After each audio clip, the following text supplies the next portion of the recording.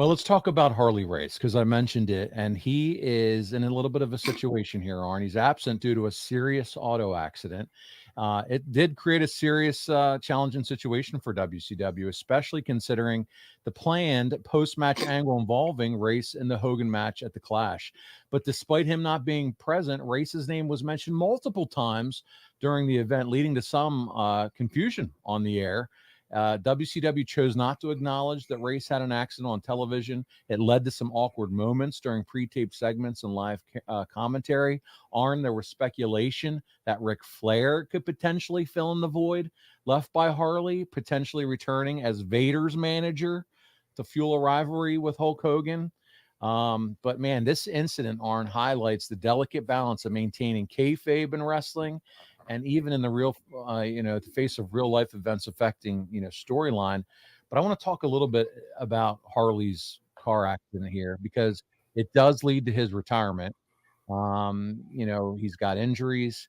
It's such a huge blow for this legendary figure. Did you ever have any discussion with Harley? Because listen, now you both have this shared experience of having to retire early due to injury. He was injured in a match against Hogan at Saturday Night's Main Event with his stomach, and then all of a sudden now here he is as a manager. Now he's in a car accident.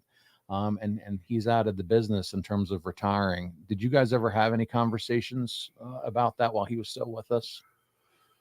No. I was in awe of Harley, just like several people that came before me. But I was in awe of Harley, and I think in the back of our mind, we all thought, well, it's just something else he'll overcome because he's just such a tough son of a gun.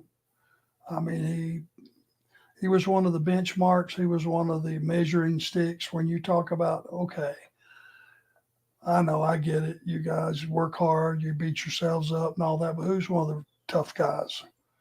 Who's really tough? Well, that's one of the first names out of everybody's mouth, Harley Race. And you just hate to see something like that happen that's totally out of his control. We end up bringing this up a lot on the show because it's relevant, and it was just seeing Harley, a few months back, was it, on Dark Side of the Ring, the story of Harley Race. Did you get to check that one out too? Yeah, yes, sir. 100%. So well done, and it gives you insight into, and like you said before on the show, there's sometimes you watch these episodes and you were like, man, really? I didn't know that was all going on in that person's life or behind the scenes. And so it's fun and enjoyable, or interesting, should I say, for even you as talent that worked with other guys to kind of learn their backstories. In those days, there's no social media, no telephones, no cell phones, none of that. And when you went to a territory, you were pretty much secluded from everything going on in the rest of the wrestling world.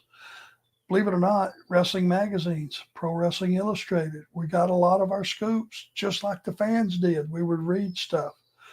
You might hear, if there was something really serious happening in another territory, if it made it through the Wife Network, they made a phone call from the home phone, made it to another one, da-da-da-da-da. That was our communication. You'd come in and, oh, did you hear about so-and-so? He was in so-and-so tonight and broke his leg. So-and-so had a car wreck, boom, boom, boom. And we would get it from our wives. Wow. Yeah, it's crazy to think about, but you're absolutely right. Totally different time and different era. There weren't cell phones. You were looking for the nearest payphone at the airport or wherever you could, right? Store stop. Yeah. You would call home collect. Okay, we just got out of there. We should be home at 2:30.